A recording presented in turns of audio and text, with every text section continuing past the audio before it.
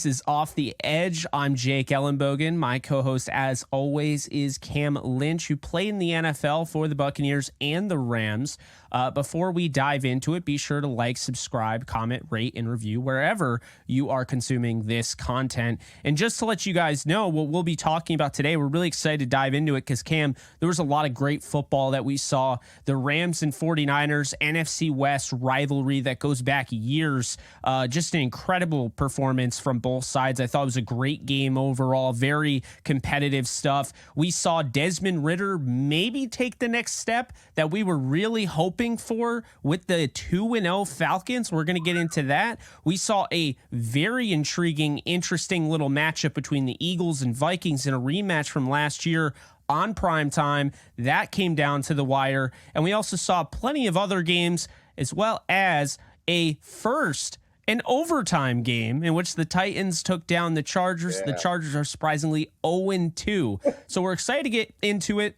Insane. Before we do, just a word from our sponsors, betonline.ag, which is your number one source for all your sports betting needs this season. Get the latest odds, lines, and matchup reports for baseball, boxing, golf, and more. BetOnline continues to be the fastest and easiest way to place your wagers, including live betting in your favorite casino and card games, available to play right from your phone. Head to the website or use your mobile device to sign up today and get in on the action. Remember to use promo code Bleav to receive your 50% welcome bonus on your first deposit.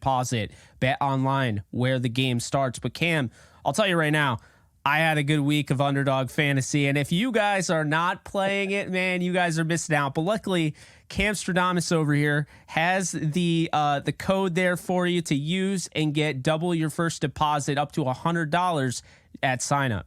Exactly. The code is OTE, Jake, and you can start playing fantasy football on Underdog Fantasy. Users will receive an 100% deposit match up to $100 if they use our promo code OTE at sign up. You can click the link in the description to get started. Hell today, yeah, Jake. Cam. Hell yeah. I think we're off to a great start. We're rocking and rolling. So let's get into it. The Rams and the 49ers. This game was crazy. It really was.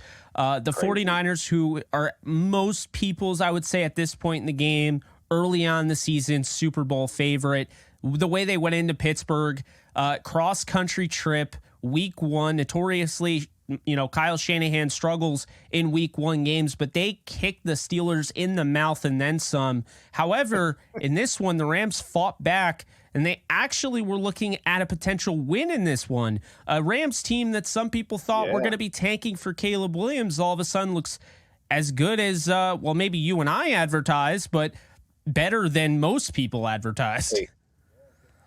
Yeah, Jake, I will say the Rams almost had it. I would see clips and different things. The Rams and the 49ers, the stat sheet, it's all looking similar. But what I will say, Jake, is the start of the game, the end of the half, the end of the second half, Jake, the Rams had 2 penalties and the 49ers ended up scoring, tying it up at the half when the Rams were up. And then towards the end of the game as well, things got away a little bit. And so, Jake, the Rams are this close, but there are certain things that I want to talk about here. We can cover this on Bleav in Rams as well, but there are certain things that the Rams have to clean up, Jake, before they can beat the 49ers, who we think couldn't make it to the Super Bowl and a long way. No, I absolutely agree with you, and I think just going right into it, we have to mention the fact that the Rams defense, which is paying, this team's paying $75 million to players that aren't on the roster, Cam, as we've touched on. But this defense got rid of Jalen Ramsey, got rid of Leonard Floyd, got rid of Bobby Wagner, got rid of Taylor Rapp, Nick Scott's gone, and Troy Hill's gone. And those are all guys that started last year. And when you look at what they did in the first game, holding the Seahawks to 12 yards and a first down. And then you look at the second game here against Brock Purdy, who's thrown 2 touchdowns in every game. They slowed down Brock Purdy. I understand he was 17-25. He didn't make too many mistakes, and people are saying that they didn't get enough pressure on him, which you could say that's fair. But I would say that was the game plan, Cam, because I think the whole point of it was to get rid of the ball as quickly as possible. And they didn't trust Purdy down the stretch. It was every play was to Christian McCaffrey and Deebo Samuel. Go back and watch it. Aside from that one catch for Juwan Jennings, Every other play was Deebo Samuel and Christian McCaffrey. It was. And Jake, one thing I will say, I know we're covering the Rams for a little bit here, but what I will say, if you want to beat the Rams, get on their edge, get on their edges, get on the edge of their defense. Their anchors weren't strong enough, Jake. And we've been talking about this, is when it comes to defensive line, the anchor is very important. There will be many a times where Byron Young and our guy Hoyt were out in pass coverage, Jake. And mind you, when they're in pass coverage, they're figuring out where the zone's at, who do I cover? Then when they go down to play defensive end, they forget about their simple rules: cut back, boot, and reverse. And there's many a times where Deebo Samuels got on the edge of the Rams on the reverse because Hoyt was too far inside. But I get it, though, Jake, right? The guy's covering people, as a curl flat player. He's playing defensive end. That's one thing I would love for Raheem Morris to get out of that damn playbook, Jake, right? Is if I'm another team, if I see Young dropping back or if I see Hoyt dropping back, I'm throwing right at him. And you can see in that game, Jake, where there's a lot of times where they drop back, they'll drop back as a hook player, and they don't really know what a hook player means to be. And Purdy is just dropping it right on top of them because they're dropping only 5 yards when they need to drop 5 to 10. So you can see I'm a little bit adamant about this because these defensive ends are playing linebacker and they're getting toasted. So, yeah, man, it was a little frustrating to see. But, yeah, the 49ers ended up pulling it off because they got on the edges of the Rams. And I thought defense. The offensive line showed you they're it. Until Nopum went down with an injury, that offensive line was not falling down, not like last year. And so, I thought Stafford, and Sean McVay covered this on his coach show, but Matthew Stafford at the end of the day is going to finish with a touchdown, 2 interceptions in this game. It doesn't tell the full story. He had, unfortunately, a tip pass that went right into, Kyren Williams' shoulder pad, went up, and of course it went right into a Niner defender's arms. And then, of course, you look at, what he was able to do throughout the game, bouncing back from that, and then the Van Jefferson. I don't know if it was a bad, miscommunication, a bad route, didn't get enough depth, but, unfortunately it did lead to an interception. However, Puka Nacua, the guy that you came out on multiple shows and have said that he is going to be Cooper Kupp Jr., he looks like that right now. 15 catches, 147 yards with an oblique strain that he was dealing with. Not easy. Tutu Atwell gets in the frame there, going over 70 yards there. He looked really good, catching everything thrown his way. So this Rams team, I think the highlight of this week, is that are the Rams back? And are the 49ers the best team in all of football? And I think one can say that both of those can exist. I think the 49ers, hats off to them. That defense, when they were able to pin their ears back and just go all out, with a blitzer, whether that was Warner or Dre Greenlaw, they were teeing off on Stafford. Yeah, they were, Jake. And I think you said it before. I think I might have been a tweet or something that I've seen, but the Rams, similar to baseball, right? Every time you have someone go at bat, right, versus a pitcher, that first guy is going to expose the pitcher, right? He's going to show different things. He's going to hit some stuff, and other guys behind him be like, whoa, wait a minute. I saw that pitch. I saw that hit, right? And so you mentioned it. I think the Rams have opened things up for other teams that are playing the 49ers, so I think that's important. And one thing I do like about the Rams, Jake, is their offensive play calling. It's like a breath of fresh air. You're finding those small crossing routes, right, where Puka Nacua is catching the ball. And we talked about this. For the Rams to do well, they're going to have to attack the interior of that defense because those linebackers are too good. And so what the Rams did is they bunched up that set a little bit. They had crossing routes. They had guys leading out. And I think that was really effective in the first half. It's just unfortunate second half, Deebo went off, Christian McCaffrey went off. Yeah, and it's crazy to me because Kyren Williams, who is a fifth rounder, who everyone just deems as a scat back. I think people forget how many historic running backs have been in this league that have been under the size of 5'10". Size is not a skill. And Kyren Williams is leading all running backs in touchdowns from scrimmage. He's been the reason why this team is tied for the best team in the red zone this year. This offense is the best red zone offense, tied for it. And that's unheard of, really. It's always been Sean McVay's Achilles heel, but I think this year, I love the play calling, like you said. Ironically, 2 weeks through the receivers have gone off. Tutu Atwell and Puka Nacua, and we'll move on to the next game. But Tutu Atwell and Puka Nacua have combined for the most wide receiver yards of any duo in the National Football League. Not something you were probably expecting to hear coming out of week 2 before the season started and Kupp was on IR. Yeah, not at all, Jake. I know we have to talk about other teams here, but I just want to talk about this as we think about these other teams. The running back room, what that looks like. You just talked about our guy Kyron leading the NFL in red zone efficiency. You talk about in getting into the end zone, but I think about Austin Eckler. I'm seeing an ankle injury, right? I'm seeing Saquon Barkley. I'm seeing an ankle injury, and the value of running backs. Nick Chubb last night. Like. Our prayers are out to Nick Chubb. That was so hard to watch. I think shout out to ABC for not showing that again. I know they showed one angle. I don't think they realized how bad it was until they showed it, and they're like, okay, we're not showing that again. That was bad. Yeah, and I feel for him because that was the same knee that he did that damage to in Georgia. And he's just been an inspiration to come back from just such a nasty injury that normally means the end of your career before it starts. He came back and still became one of the best players in football. Yeah, I mean, we might as well talk about the Browns at this point, right, Jake? But no, I mean, talking about Nick Chubb, his ability to play football, it is sad to see. And what I do think, Jake, is you think about this, it is tough to see, right? These big injuries like Aaron Rodgers, Chubb, like a lot of these staple players for these teams are out. And I think one positive about it, though, just as at the running back position, is the Browns are going to figure out how valuable these running backs are. I think the Giants are going to figure out how valuable Saquon is, the Colts as well. And they're going to be like, man, we didn't want to pay these guys. The Chargers, too. The Chargers lost to the Titans, and they're missing someone, which is Austin Eckler. And I think they're going to realize we have to protect them, number one, make sure they're healthy. And number two, we got to pay these guys. We got to pay these guys. They are getting hurt at a high clip, but they're super valuable for our team, i.e. the Chargers and Titans.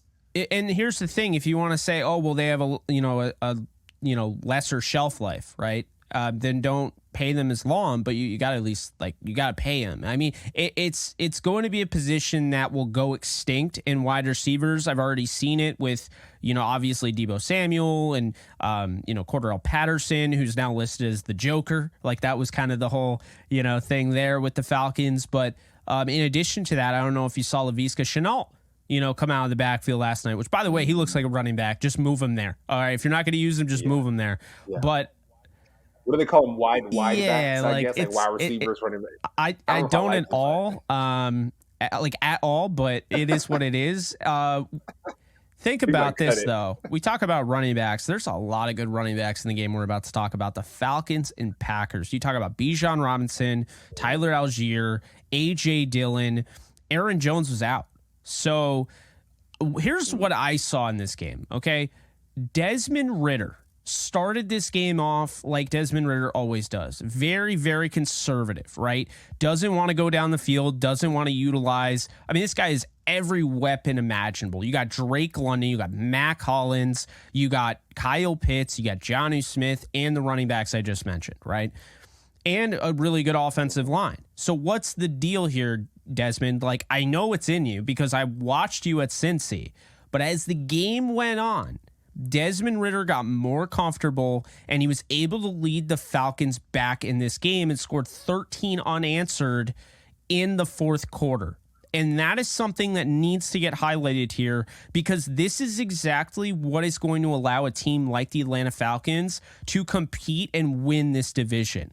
Right now, they're 2-0, and they look good if Desmond Ridder can keep going. But the problem is, can he keep going? And this was a positive step in the right direction because I'll tell you right now, Jordan Love has back-to-back 3-touchdown games and no interceptions, and he comes away with the loss in this one because Ridder didn't matter. It's not about how you start, it's about how you finish.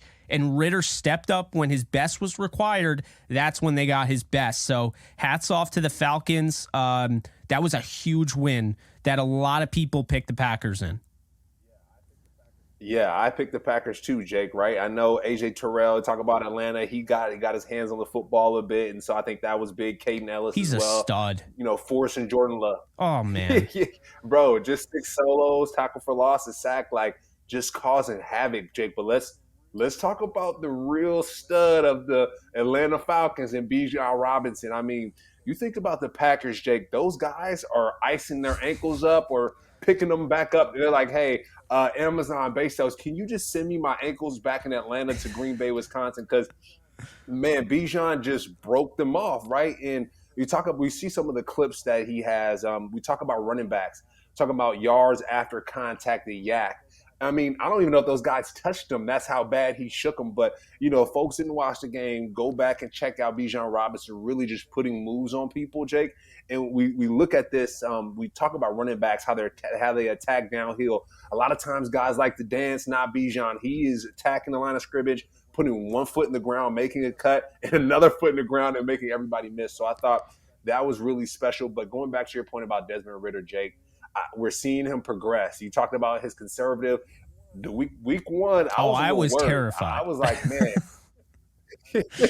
I mean, you already know Heineke's my guy. I'm chomping at the bit really for Ridder to blow it, Jake. And so it was really good for him to show up this weekend. If he keeps playing the way he's playing, it's going to look good. I mean, he had a 79% passer rating, which is okay, 19 for 32, 237 yards. Decent, but he looked a lot better this game. He got the W, which is the most absolutely. And to your point, Bijan Robinson I think he's as advertised and maybe better. On that fourth down call, when you see them do the toss sweep, what are you thinking? Because I understand Bijan is amazing, but Arthur Smith, what are you thinking, my guy? Inside out. You got to be inside out. So Bijan has to run longer because the field stretches out longer if you're going with a toss sweep instead of going up the middle. I'm sorry, I'm going up the middle with Bijan Robinson on 4th and 1. This is the game right here. And what does he do? Yeah. He gets stopped, and then he throws a guy off and then completely jukes another guy, and now the game, the Falcons have this. And you're like, what just happened? And I have to give a shout out Jayden Reed, a guy that we highlighted during Off the Edge, like the earlier days of Off the Edge in the draft process. Yeah. Jayden Reed with 2 touchdowns. He looks like he's going to be good. Dobbs looks like they're going to be good. And Christian Watson's not even playing. So this is actually really impressive because I think the Falcons, it was a good barometer. The Falcons defense is good. And once again, we're talking about 6 touchdowns, 0 interceptions, Jordan Love.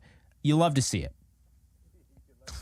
You love it. No pun intended. You love to see it. And Jake, as I'm seeing these games unfold, to be honest, I know we said the Panthers to lead this division, but to be honest, the Falcons are looking I had to make nice. the playoffs as the 7th seed. As a wild card, people are like, you had 2 teams out of the worst division in NFC. I'm like, hold your horses, man. I don't think this division's that bad. Yeah. No, they got some ballers. And the Buccaneers put a beating on the Bears. I mean, we'll talk about that later. But yeah, and to be honest, I know the Saints played the Panthers, so we'll talk about that as well. That was a good matchup.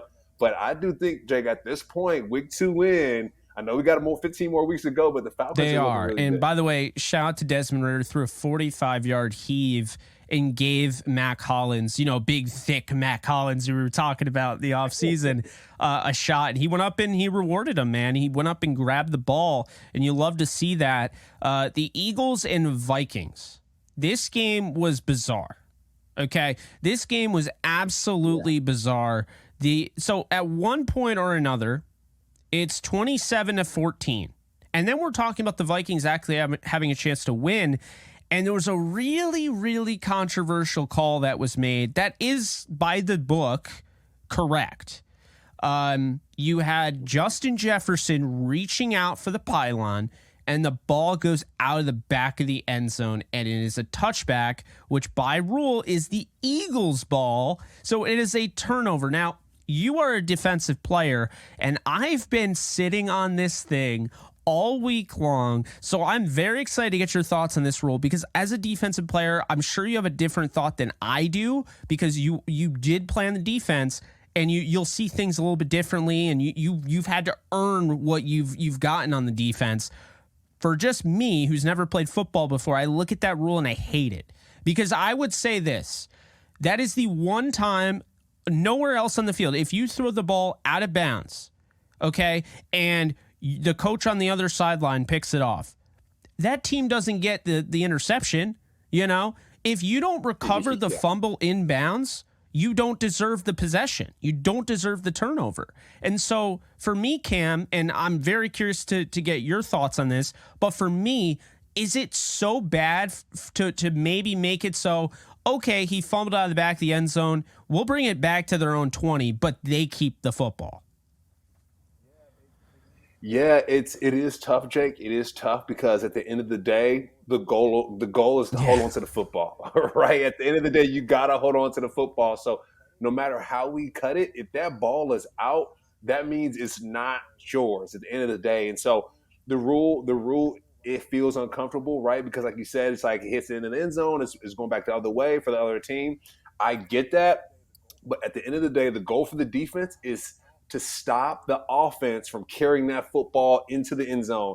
And technically, if it gets knocked out, the defense essentially got the ball out of their hands and stopped them from scoring. So, I mean, it is kind of crazy, Jake, but it just goes to the point. I think a lot of offensive coaches tell people, get through the finish line, run through the finish line. It's like you don't tell a sprinter like, hey, you're like start slowing down right before you get to that end mark. Like you run 10 yards past it, and so it's the same coaching point for the offensive players.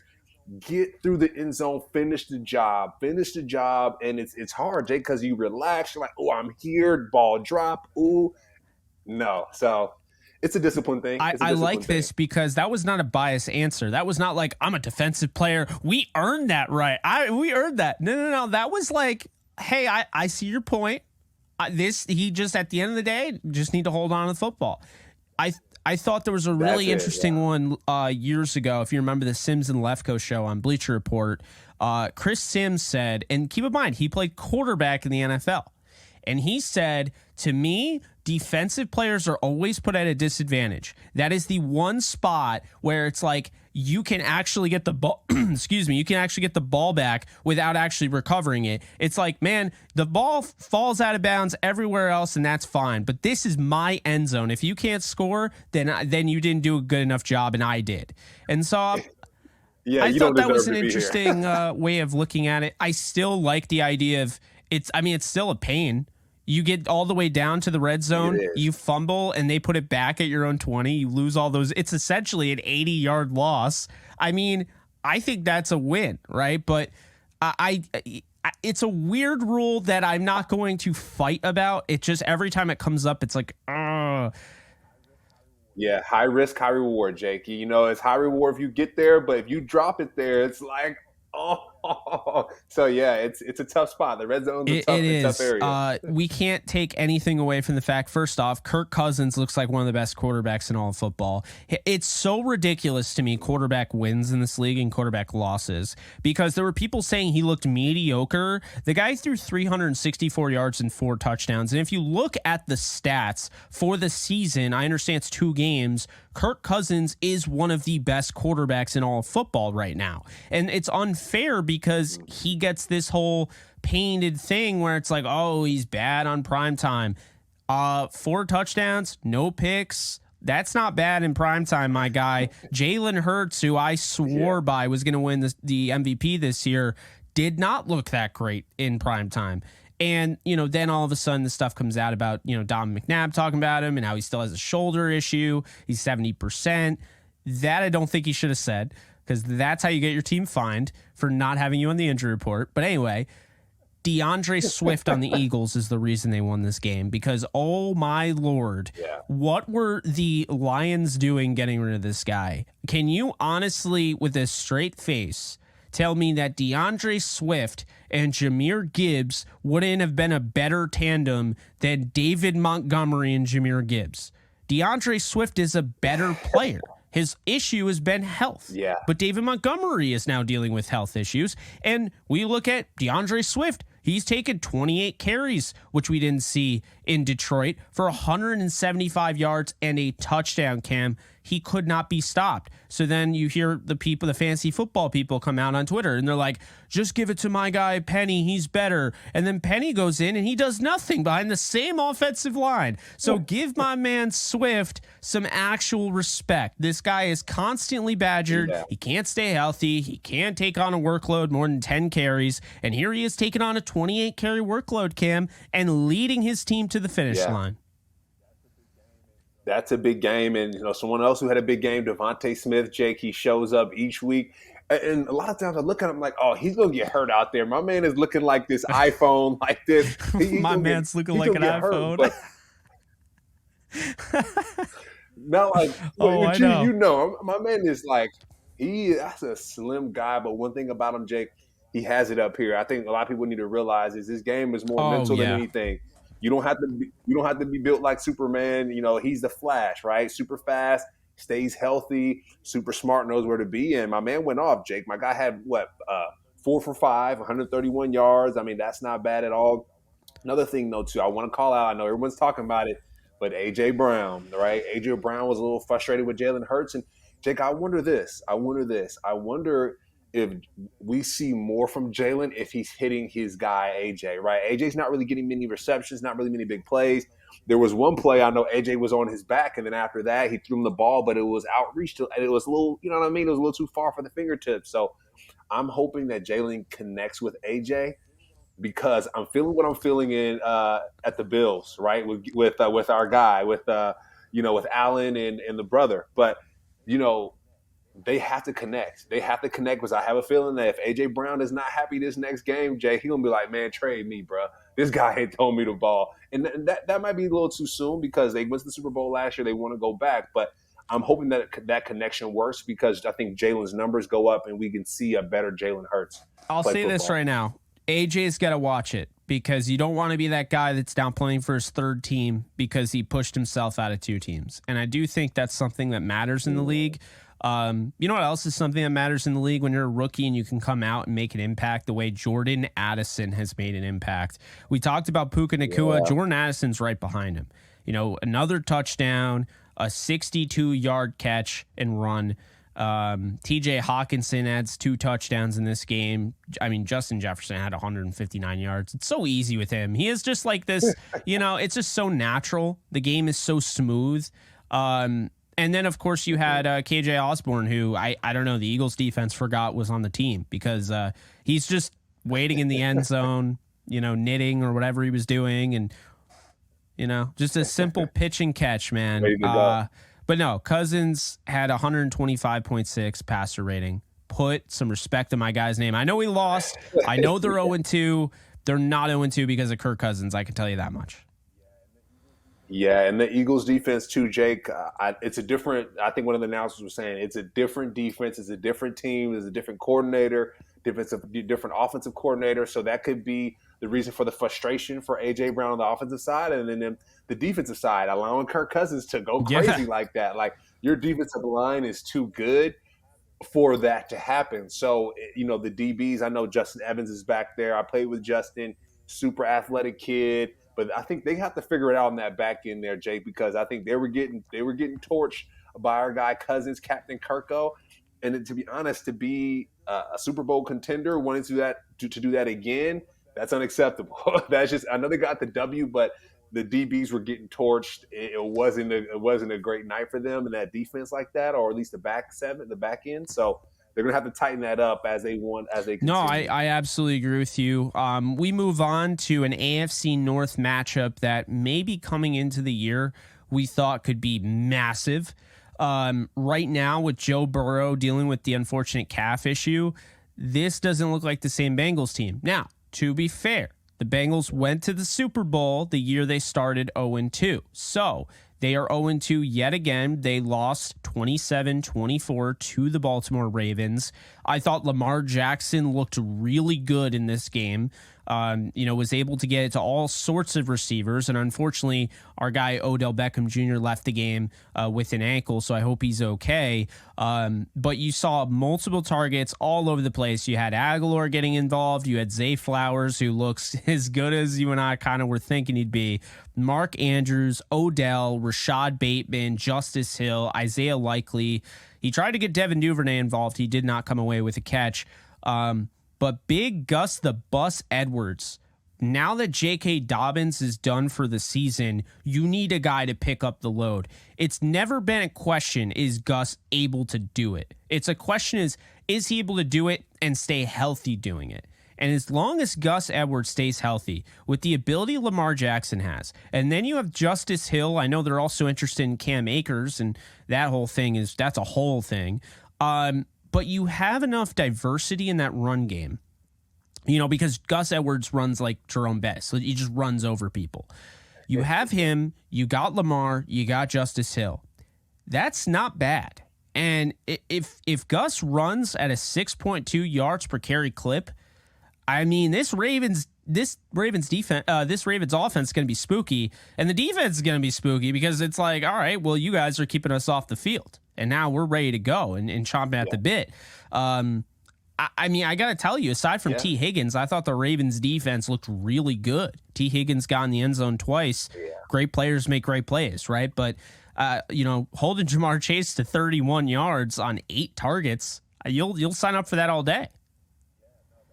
Yeah, no, that's pretty damn impressive, Jake, right? Like Chase, you would think like he would be the guy to keep it going and like, hey, watch out for him because he's going to put 100 up on you each game. What does that look like? You think about it too. Joe Burrow, what does that connection look like? How are things going? Joe Burrow, 27 for 41 with 222 yards. That's not bad for a strained calf, right, Jake? Of course, every time we talk about quarterback going down, who's the next man up? Jake Browning.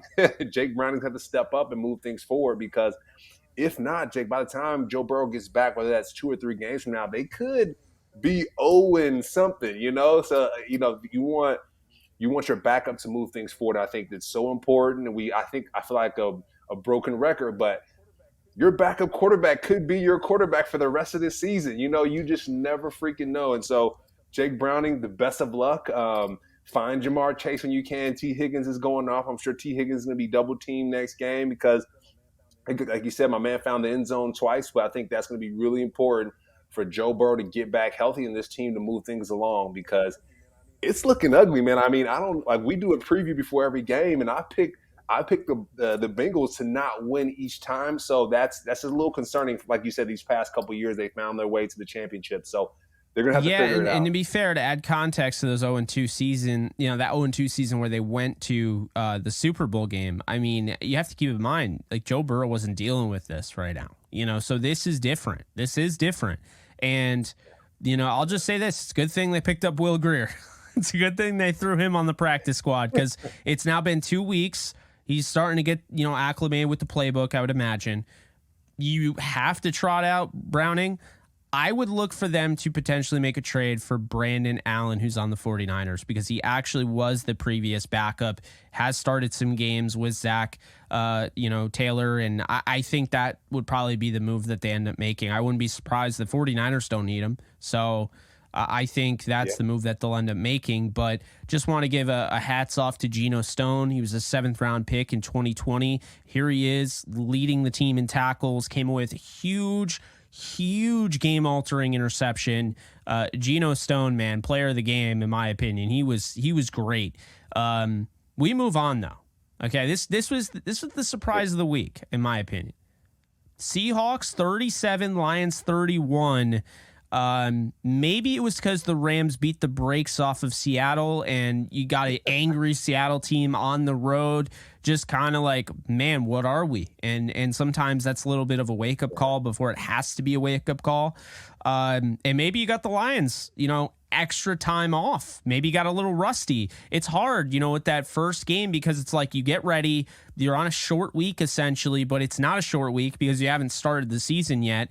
And so you're ready. You're chomping at the bit. You're ready for Thursday night. You're kicking off the season, and it's like, wait, I don't play until next Sunday. Like, Belly's full because you beat Yeah, the Super Bowl I champs. don't know Yeah. if that call me crazy, but I don't know if I like that. I know the Rams and Bills dealt with that, Yeah. and just about every team that plays on the opening night deals with that.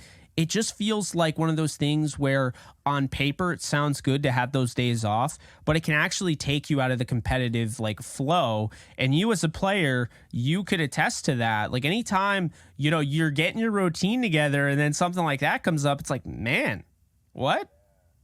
Yeah, no, yeah, Jake. Also, too, like think about training camp, right? Making the team for some guys, like you finally get that. Ooh, like thankfully, we're here in the NFL season, and like, oh, like all right, I'm back to it, and that can be tough. A lot of times, if there's a 17-week season, right, you want to find that bye around week 8, week 9, really midway through. I think that's big time for any team.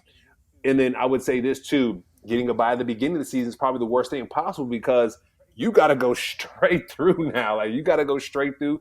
It's going to be tough. Guys get nicked up and injured. You don't have that time to all right, they're going to recover during bye week, and we're going to get them back strong and ready to go. No, you have to go all the way through. So it can be detrimental for a bye week at the beginning of the Yes, season. and David Montgomery got nicked up in this one. We don't know what's going to happen with him. Unfortunately, we did find out. You dealt with this injury, so you can actually speak on it outside of football, of course. Chauncey Gardner-Johnson's done for the year. He tore his pec. I feel for him. Brutal, yeah. My pec is torn right now, and it takes some time to get back to full motion. It's a beast. One thing I do know, I heard the trainers that would help me through my PT, like, Brett Favre tore his and didn't get it repaired, and he found better throwing motion. And Jake, what I will say, whenever I put my arm behind my back, I don't really have my left hand. I don't really have much friction. When I put my right hand, it's like, up, stop there, buddy. So he might get more motion. I'm not sure if he's gonna get surgery or not, but praying for his Yeah, recovery that's such a tough one. It's tough. I mean, the Lions lost the football game at home. You had the crazy crowd. Everyone's so amped. We just beat the Chiefs, who were just in the Super Bowl and won the Super Bowl. And then, I mean, Goff played well. The offense looked good. They still don't look as explosive and scary as we were kind of thinking they were going to be. The defense did not. They made Geno look great, and the Rams made Geno look bad. And look, I mean, I think the one thing is they did stop Kenneth Walker from running rampant on them, although he got in the end zone twice. But I mean, that's what's going to happen when you get those premium touches. I think really this game came down to Jared Goff and that turnover late in the game. That pick six was because you have to keep in mind Goff played well up until that point, but that's a huge momentum swing. Yeah, fourth quarter, Trey Brown taking it to the house. I mean, yeah, that has to be tough, Jake. You're looking, like you said, it was 24-21. You're down by 3. You're kind of on your side of the ball, and Trey takes the ball to the crib, and it's like, man, he was probably expecting the other cornerback to take the ball away from him, not Trey, but Devon Witherspoon. But no, man, I think you mentioned it before, right? The Seahawks overlooked the Rams. They're like, oh snap, we got the Lions coming up. They just beat the Chiefs, because I think they played that Thursday night. They beat the Chiefs. We're going to line up and get ready for the Lions, and they got smoked. The Seahawks got smoked by the Rams. So then that energy now carried over. And to be honest, Jake, it was really good to see Tyler Lockett find the end zone and seal the game, because he did not go off versus the Rams, right? And he usually goes off every game, but this game he went off, found the end zone nicely. I know DJ Metcalf did as well. The receiving the football 6 for 6, 75 yards. Tyler Lockett 8 for 10 with 59. So I'm glad he found it. Jackson Smith and Jigba 5 for 6 for 34. They found a way to win in overtime, which is good for them. But they got embarrassed week 1, Jake. So this is what we expect from a Seattle Seahawks team. I agree with you. I mean, this is a team like you thought. That was one of your sleeper teams, and it's also a reminder. It's only week 2. So, this is Overreaction Monday, but it's Overreaction Monday tongue-in-cheek type of Overreaction Monday. We're not going in trying to overreact. Just sometimes that's just the way it is. But look, Tampa Bay Buccaneers, I might be overreacting here. I didn't think they'd be this good. I really didn't. And I'll say this right now. Baker Mayfield looks really good. Like, he's not Matthew Stafford. Okay, so I definitely see why the Rams moved on, and I definitely see why he moved on. Like, I'm not going to be a backup, and he's showing you he's not a backup. PFF has him in the top 5 for quarterbacks. He threw 317 yards. He had a 9.3 average on that one. Only had 1 touchdown, but had 114.5 passer rating, 26 to 34. I mean, this is exactly what you would want to see if you're the Bucs, because the run game got going a little bit with Rachaad White, but Chase Edmonds going down hurt them and what they want to do. And I just like the way they responded. And most importantly, I love what I saw out of Mike Evans, who right now he's playing for his team. He's playing for his teammates. I don't know how much he's playing for the Buccaneers. He's playing for his teammates, though. Guy wants a deal or he wants to be traded. And I can tell you right now, 6 catches, 171 yards, and a touchdown. The league's on notice. This guy still has it. He still has it. Mike Evans is super impressive. Jake, I went to the game this past week. It was funny because Mercedes Lewis plays for the Bears, and so we had some friends in town, went to go support him, but I'm at the Bucs, so I'm like on the field on the Bears side, and I'm like, dang, like this is my old stomping ground. So, had to take it all in. It was really nice. But Jake, for this game, it was 100 degrees out there. It said 95, but it was really 100. I had to go walk a lady to the tent because she was about to pass out. So I can imagine that this Bears team was worn the heck out, Jake. I know they were worn out because they showed it, right? The way that they played, it showed that they were worn out, right? You look to the end of the game, and the screenplay that Shaq Barrett intercepted, Levante David was like, yo, we knew they were going to run the play. And the offense, Jake, mind you, the Bears offense, and I think I texted this to you before we hop on the call, but I'm like, yo, I got smoke for the Bears offensive coordinator, because my man called the same play back-to-back towards the end of the game, and against Levante David, Jake, who's been in the league for about 12 years now. So when I played with Levante, so when it comes to screen game, bro, we sniff that out as linebackers. That's all we're looking for is the screen. And so Levante was like, yeah, we knew they were going to run that shit. Like, we already knew. And so Shaq Barrett, shout out, prayers for Shaq Barrett, what he's been going through with his daughter and everything like that. I was really glad to see him get that interception, Jake, and score, because he was like, man, I blessed it for her. That was really for her. But we talk about just the Bears. I know we talk about Justin Fields and his play and what that looks like. That's not all on him, Jake. That's not all on him. That's the offensive coordinator for the Bears, Jake, Luke Getsy. He has to do better, bro, because it felt like he just gave up. He's not it, man. He's not it. We were here. No, I know you're nicer than me, but I'm just going to say it right now. He's not it. You have Justin Fields, who, at the very least, okay, Justin Fields, the one thing he did last year was run the football. He had over 1,000 yards rushing. Why is he carrying the ball 4 times for 3 yards? Like, so I mean, you gotta, if Justin Fields is going to become what Bears fans want him to be, you can't Colin Kaepernick him. Colin Kaepernick was one of the most dynamic offensive players in football when they figured it out. Like, okay, like this kid from Nevada is really good.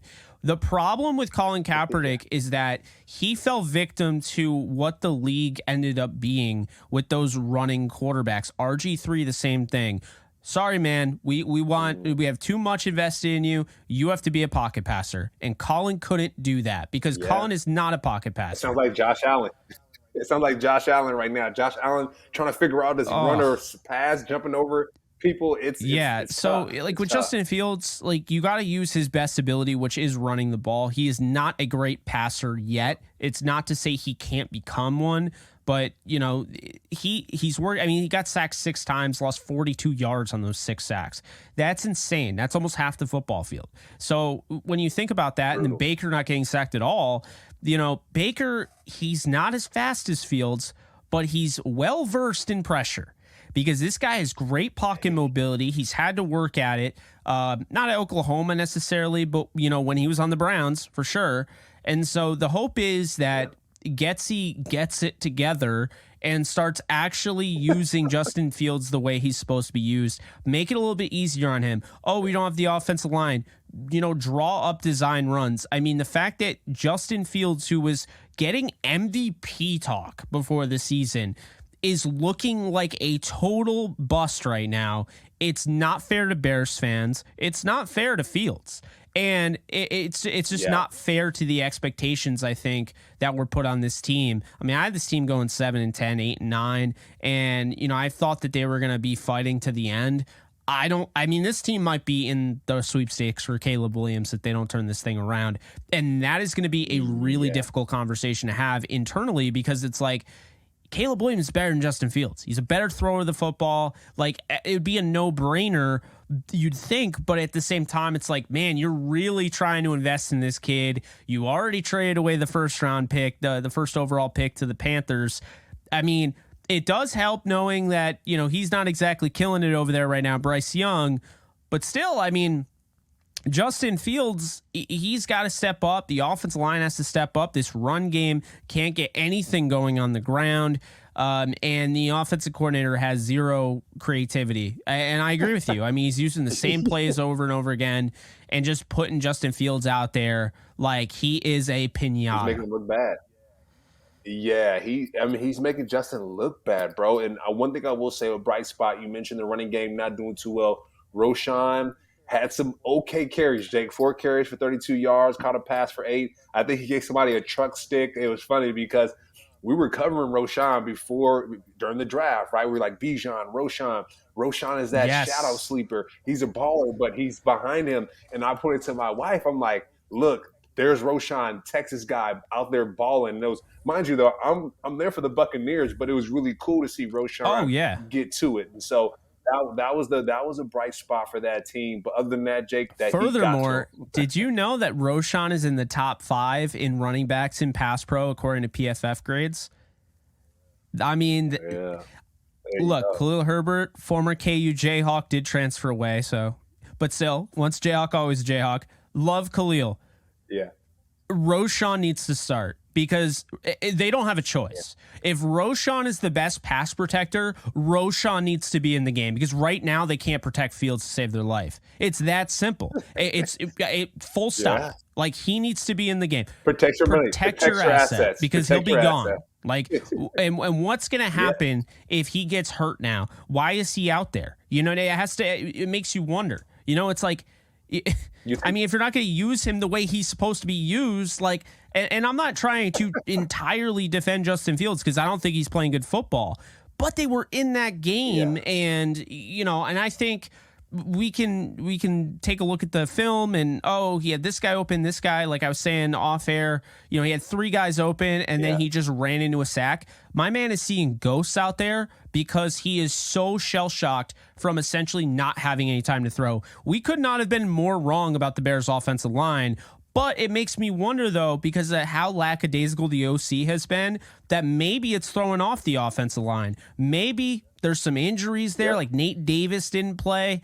That's a really good guard that they got from Tennessee. So I don't know, man. I'm not out on the Bears. I'm very concerned about the Bears. I will say that. The Bucs, however, they have to be feeling great coming out of week 2, because that was a stomping. And I mean, I understand 27-17, it doesn't come off like a stomping, but in the National Football League, you win a game by 10, that's a good day. Yeah, that's a good day, Jake. And you're right. The Bears, towards the end of the game, Jake, right? So we were out there baking in the heat, and so we ended up moving. We found somebody that happened to be in a box. Thankfully, we got some AC. Thank God. But, Jake, at first, we were like, oh, okay, the Bears are kind of out of this. But fourth quarter, Jake, we were like, oh, snap. Like, we actually have to pay attention, because these guys are actually about to do a little something here. And they just couldn't pull it off because, like you said, the lackadaisicalness of the OC, it just wasn't great to see. And the Bears need help. They need to call God. They need help, because it's not looking good. But what I will say, call God, figure it out, because that did not look good. But what I will say, though, Jake, is it's only week 2. Like you said before, I gotta bring it down a little bit, because it's only week 2. But they did find a way to finish that game somewhat strong.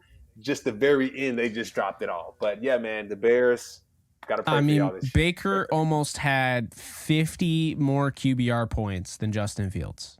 That's what we're talking about, man. That's at 50 more passer rating points. So you either teach it or you allow it, and I think that offense for the Bears, they're allowing that. And no, that's and you're putting Justin Fields in a position to fail if you're not letting him run the football. And clearly, there's been a heavy emphasis on him to not run the football if he's only running 4 times in a game, because that's not even designed quarterback runs at that point. That's like, I'm running out of a sack essentially. So.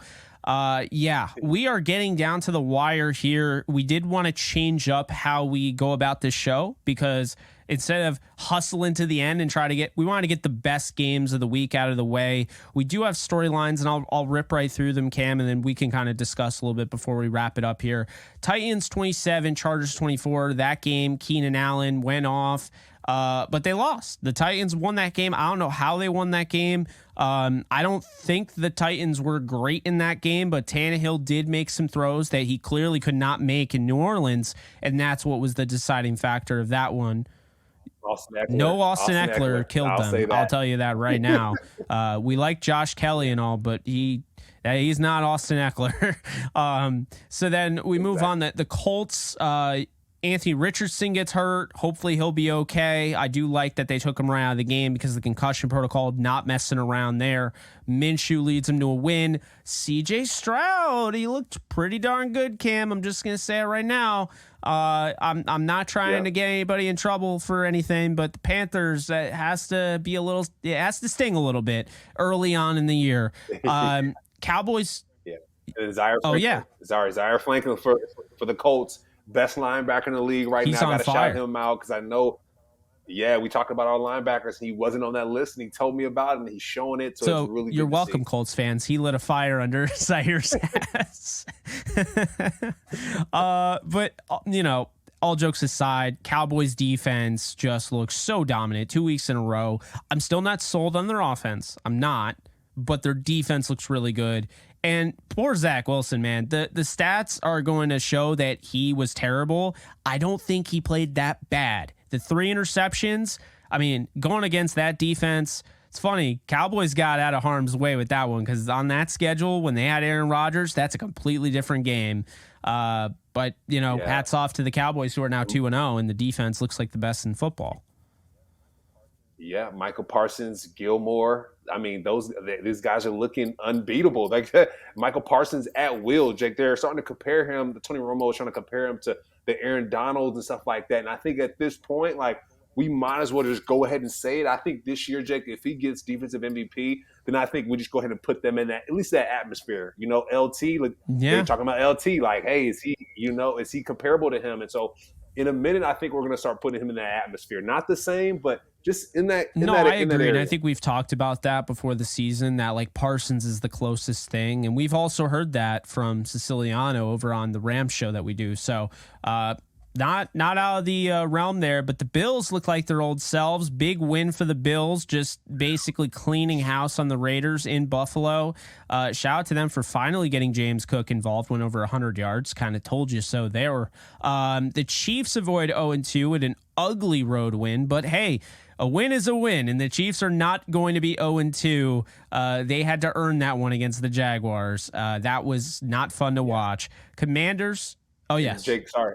I want to go back to the Bills really quick with the Raiders. Josh Jacobs, not -2 rushing yards, unacceptable by the offensive line there and in himself. So I want to highlight that. And then Chandler Jones, praying for Chandler Jones. He's going through it right now. So hopefully he can piece things together because it's not looking good for Chandler Jones not being a part of the team right now because of the extracurricular. So praying for that guy because he went to Syracuse. So I got to look out for I hear guy. you, and I've felt for him. I think people are way too focused on football right now with him and need to focus more on his actual person. It's a serious matter, but kind of wrapping this thing up, Cam, Commanders 35-33 win over the Broncos on the road. They lose on a missed 2-point conversion following converting a Hail Mary. So the Broncos literally get the Hail Mary and then they can't convert. Shocker, Russell Wilson on the slant at the goal line doesn't go in his favor there.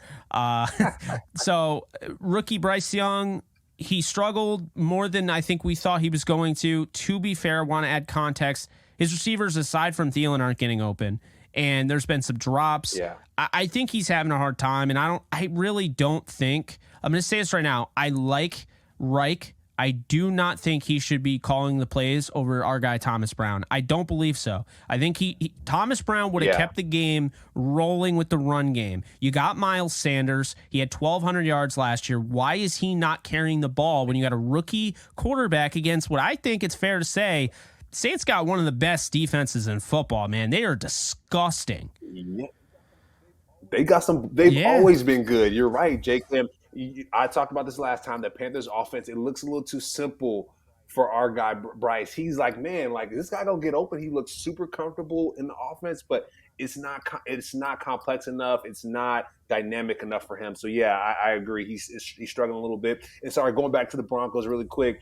For our guy Russell Wilson throwing that bomb, I was like, thank God they caught it, Jake, because if not, I was like, ooh, this dude is not looking good. I'm not saying not looking good, but you just needed for them to catch that Hail Mary to show, like, Russell is still that guy. So that was really good to see. And then Marvin Mims showing out for big touchdown catches, 113 yards. Yeah. And then last but not least, actually kind of least, no offense, Giants fans, you came back from 24 unanswered to stun the team that supposedly doesn't want to win a football game this year in the Arizona Cardinals. They were up 28-7.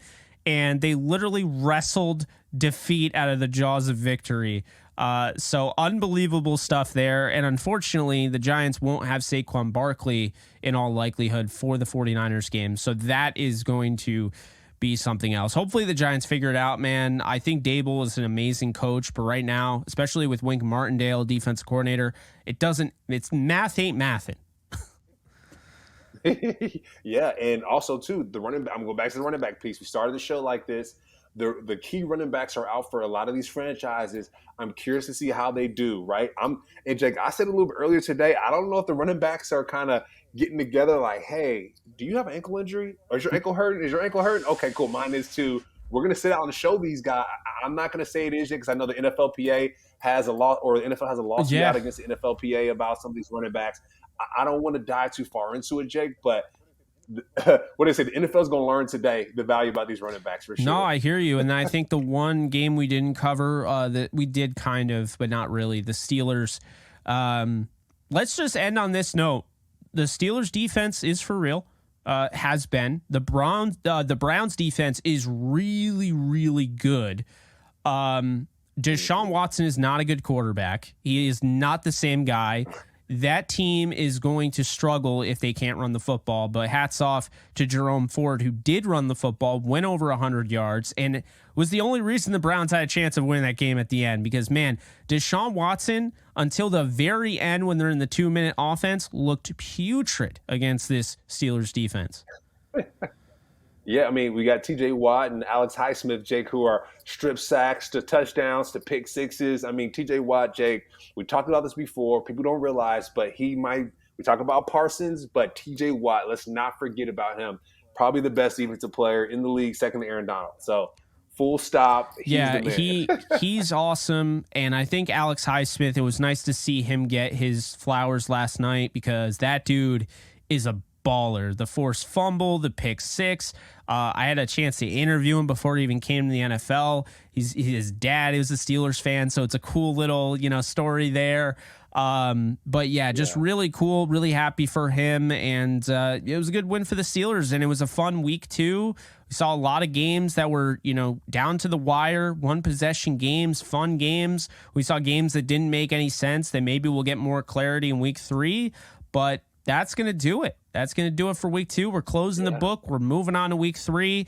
Next episode, we'll be previewing those games. But I'm Jake Ellenbogen. He is Cameron Lynch. And this has been Off the Edge. Be sure to like, subscribe, comment, rate, review. Follow me at JK Bogan and follow Cam at Cameron Lynch 50 on Twitter. We will see you guys soon. Take care, folks. Later.